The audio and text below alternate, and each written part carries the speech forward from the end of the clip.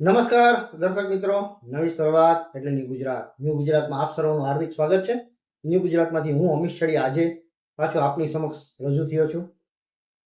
હવે આજની વાત દુઃખની પણ કહી શકાય અને એમ જોઈએ તો એક વૃદ્ધિની પણ કહી શકાય કે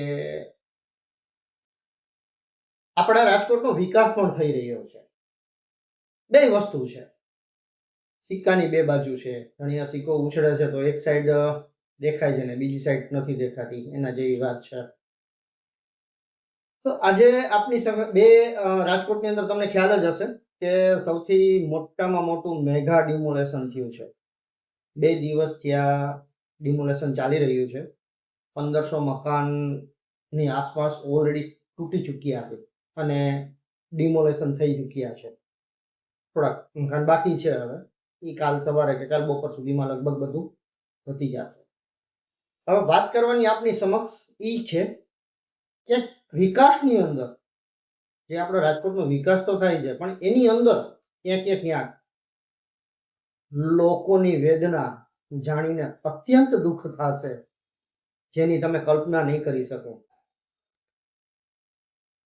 લોકો પોતાની આપવીતી અમારી સમક્ષ જે રજૂ કરે છે, અમે લોકો ત્યાં જાય છીએ, અમારું પણ હૃદય કંપી જાય છે કે અમારું આવું સરસ મજાનું મકાન અમે આજે પાઈ ભેગી કરીને વેચાતું. જે લોકોએ તો ખોટું કર્યું છે એ લોકોએ તેમાં વેચી નીકળી જ ગયા છે, એને તો મફતનું જ હતું બધું. પણ આજે જેણે કાળી મહેનત કરી અને 500, 1000, 2000 ભેગા કરીને એક મકાનની આખી પોતાનું ઘર બનાવે છે ને, આપણે કહી શકીએ એ રીતનું ઘર બનાવ્યું અને આજે એનું ઘર તૂટે છે. સાહેબ, ભગવાન કોઈ દિવસ કોઈને આવા દિવસો ન દેખાડીએ, આપણે ભગવાનને પ્રાર્થના કરીએ. બીજું, હવે એક જંગલેશ્વર વિસ્તાર એવો છે કે એનું નામ સાંભળે છે લોકો મકાન ભાડે નથી આપતા સાહેબ.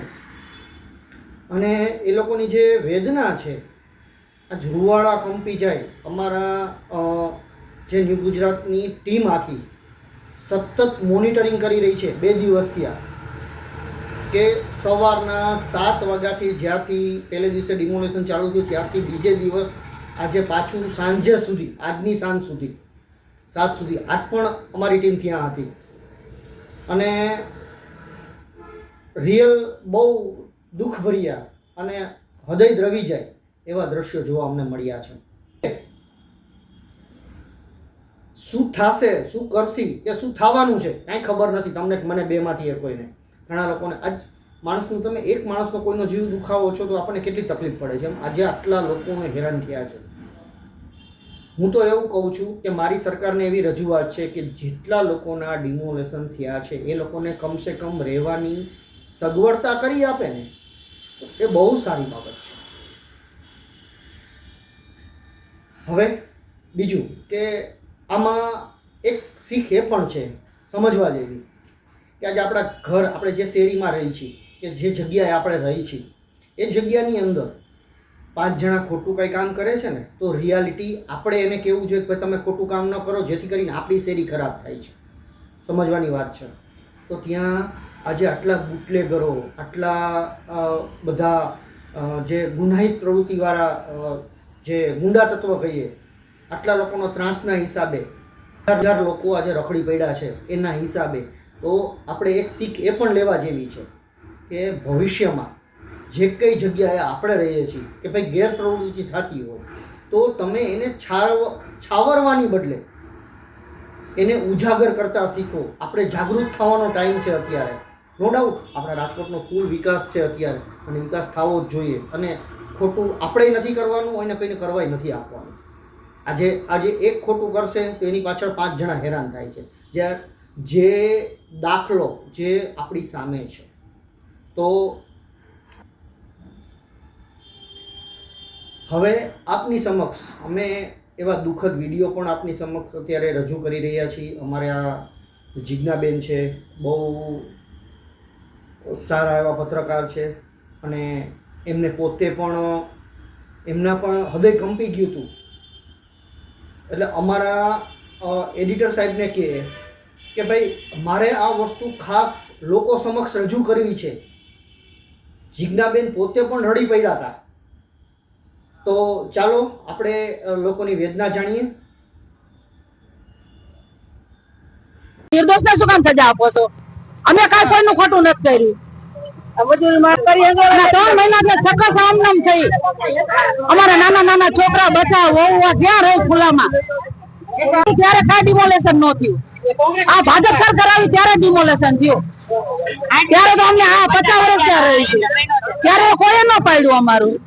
ટૂંકમાં કોંગ્રેસની સરકાર સારી હતી એક રીતે, એમ સારી જ હતી ને ત્યારે અમારા ગરીબ માણસને કાંઈક તો સહાય મળતી. અત્યારે ઇન્દિરા બાઈ ઓપરેશન કરતી હતી, એના ક્વોટર મળતા હતા, કાંઈક સહાય મળતી હતી. આ તો ગરીબ માણસના ઝૂંપડા હતા એ છીનવી લીધા. અમને કાંઈ આપતા તો નથી, પણ આ છે તો રહેવા દો. અને પાડી નહીં ખાય, ભલે પાડી નહીં ખાય, એના માટે કાંઈક તો અમને કાંઈક ઉપયોગી થાય એવું તો ક્યાંક રહેવા માટે ઝૂંપડું તો બીજે આપો, જમીન આપો 50 વાર.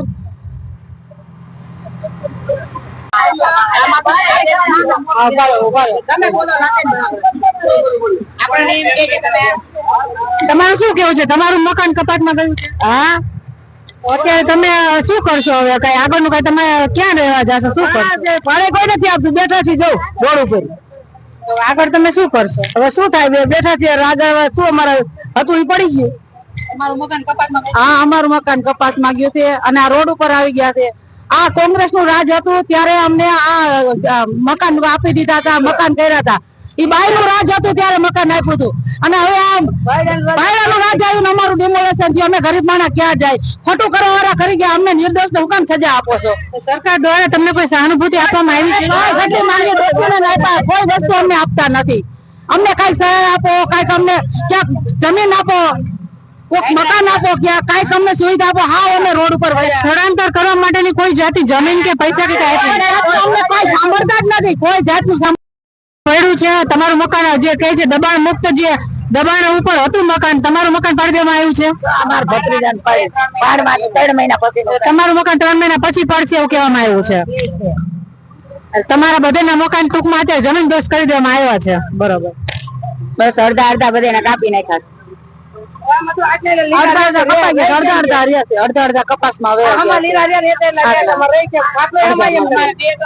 તમે સરકારને શું કેવા માંગો છો? અમે સરકાર આગળ અમે માગી છીએ કે અમને ક્યાંક જમીન આપો, થોડીક અમને ક્યાંક સુવિધા આપો, રહેવા માટે આપો, કાંઈક તો આપો અમને. રોટી કપડા ને મકાન સરકારની જવાબદારી હોય. અમને રોટી કપડા કાંઈ નહીં. સરકારમાં સંવિધાનમાં લખેલું છે, સંવિધાનમાં લખેલું છે રોટી કપડા ને મકાન સરકારની જવાબદારી હોય. તો સરકારની એવી જવાબદારી તો નથી કે બધાને હાવ નિરાધાર કરી નાખવા. અમારે સરકાર આગળ માંગવાનું હોય ને. અમારે અત્યારે સરકાર છે એ જ અમારો ભગવાન છે. કામ થઈ ગયું છે ને કેટલું બાકી છે? આશરે કેટલા મકાનો જે છે તેનું જમીન દોષ કરવામાં આવ્યા છે? અંદાજે 1400 ને 1500 જેવા અંદાજે ઘરો હશે, જેમાંથી 150-140 જેવા બાકી હશે. હવે જે અમારા પાછળના બ્લોકમાં છે, નદીના પાટમાં, બાકી ઓલમોસ્ટ કામ થઈ ગયું. અને અંદાજિત હજી કેટલા દિવસો થશે ડિમોલેશનમાં? હવે એવું તો અમને અંદાજો નથી, પણ હાલ ફિલહાલ હવે અમે જે ઘરો ધ્વસ્ત કર્યા છે એના અમે ડેબ્રી સાઈડ કરવાના અને એના ભરવાનું અમે કામ કરી રહ્યા છીએ. અને મેમ અત્યારે કહેવાય છે કે ઇતિહાસનું સૌથી મોટું ડિમોલેશન થયું છે, એ બાબતે તમારું શું કહેવું છે? હવે હું તો થોડી યંગ ઓફિસર છું, એટલે પાસ્ટનું તો હું બહુ હિસ્ટ્રી જાણતી નથી, પણ આ એવું લોકોથી સાંભળ્યું છે. એટલે કહી શકાય કે ભવિષ્યમાં ડિમોલેશન સરકાર અથવા શહેરીજનોને ફાયદો થશે? ફાયદો થશે. ડીપી રોડ પાસ્ટમાં પણ ખુલ્યા છે, કે ભવિષ્યમાં પણ ખુલશે તો ડીપી રોડ ખોલવાનો ફાયદો આપણે બધા શહેરીજનોને જ થવાનો છે. એટલે હા, થેન્ક યુ મેમ. ડિમોલેશન જે મેગા ડિમોલેશન કહી શકાય હાથ ધરવામાં આવ્યું છે, તમારી શું પ્રતિક્રિયા છે? જેમ કે અત્યારે જે રહેવાસીઓ જે છે તેને ઘણું બધું કોઓપરેટ કર્યું છે. આપણી ગણતરી એવી હતી કે આપણે બધી રીતે સેફટીમાં રહીએ, પણ આ બધા લોકોએ ખૂબ સારી રીતે આપણને સહયોગ આપ્યો છે. એ બાબતે તમારે શું કહેવું છે? આજે જંગલેશ્વર વિસ્તારમાં આજી નદીના પટમાં આવેલ દબાણો અને પીપી સ્કીમ નંબર 6 ની રોડ પર આવેલ દબાણો દૂર કરવાની પ્રક્રિયા છેલ્લા 2 દિવસથી ચાલુ હતી. એમાં દબાણ હટાવવાની પ્રક્રિયા ચાલુ કરતા પહેલા આરએમસી ની ટીમો દ્વારા અને રાજકોટ શહેર પોલીસની ટીમો દ્વારા 2-3 દિવસ સુધી જે દબાણકર્તાઓ છે એમને સમજાવટ કરવાની પ્રક્રિયા અને એમને શાંતિપૂર્ણ રીતે ખાલી કરી દેવાની પ્રક્રિયા ચાલુ હતી. એના કારણે જ આ શાંતિપૂર્ણ રીતે ડિમોલિશન શક્ય બન્યું છે. અમારી સમજાવટના કારણે મોટાભાગના જે માણસો છે, દબાણકર્તાઓ છે, એને સેલ્ફ ડિમોલિશન કરી નાખ્યો હતો અને જે બાકી રહેતા માણસો છે એમને પણ સામાન કઢાવવા માટે આરએમસી તરફથી ટ્રેક્ટરની સુવિધાઓ અને બીજી અન્ય સુવિધાઓ પૂરી પાડવામાં આવેલ હતી. એના કારણે અમને પૂરો સહયોગ સ્થાનિક જે રહેવાસી છે એમના પાસેથી મળ્યો છે અને કોઈ પણ તંત્ર સાથે ઘર્ષણનો અથવા પોલીસ પ્રશાસન સાથે ઘર્ષણનો એક પણ બનાવ બનેલ નથી.